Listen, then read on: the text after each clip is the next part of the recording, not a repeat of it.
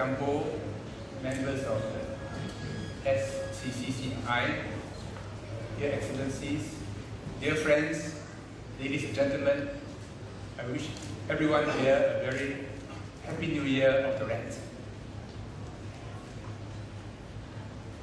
This morning, I received my usual phone call from my cousin in China. She called me up to express her good wishes. And we talked about conditions in China. Although there's no frost in the Chaoshan area, it's been exceptionally cold. And the cold has lasted an exceptionally long period.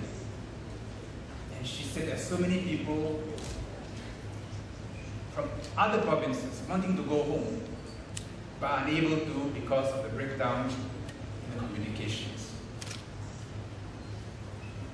This was unexpected. The Chinese government is reacting with ferocity to overcome this problem.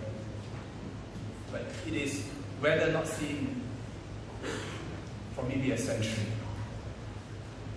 But what it tells us is, whatever we do, however optimistic we feel, we can never be absolutely sure of the future, that things will not happen. As we say in Chinese, you don't fear what you know, you fear what you don't know. For the Singapore economy, we have been doing well these last few years. And last year, the economy just roared away. And there are many projects on stream. The IR, F1, as Mr. Campo said, we are keeping our fingers crossed that the Youth Olympics will come here.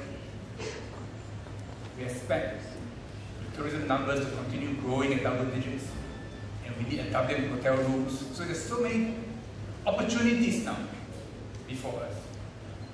With very good relations with all our neighbors, and very good relations to all our major trading partners. So we're very fortunate. Conditions around us are favorable.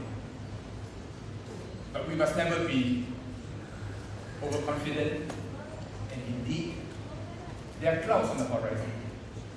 Across the Pacific, where the US economy is going through an uncertain period.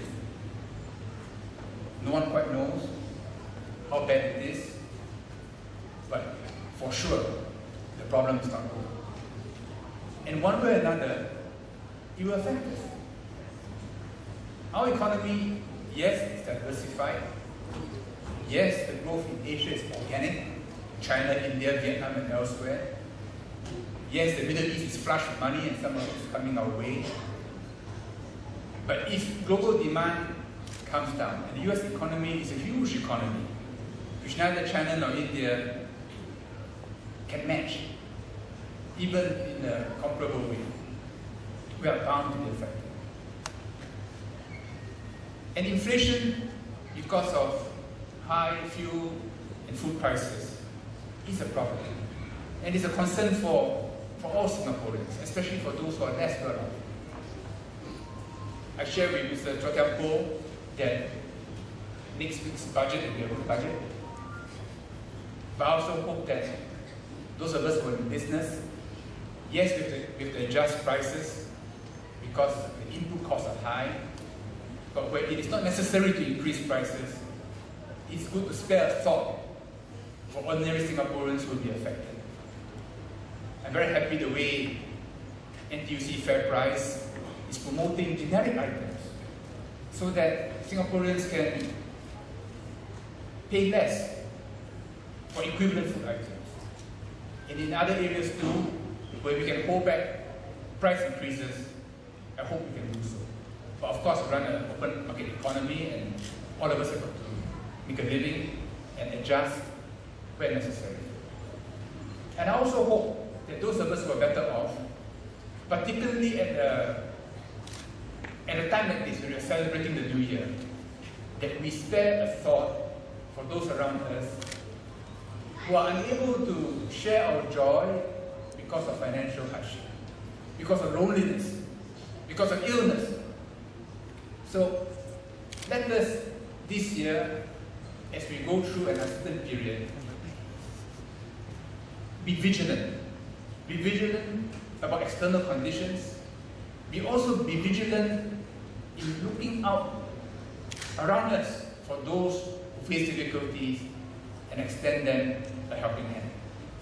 It's in crisis that a society forges a sense of solidarity, that people develop a good spirit. And it's precisely because of community that we come together to celebrate a major festival of Chinese New Year, that the Chamber will make it a point on the first day to gather everyone together to express our good wishes for each other.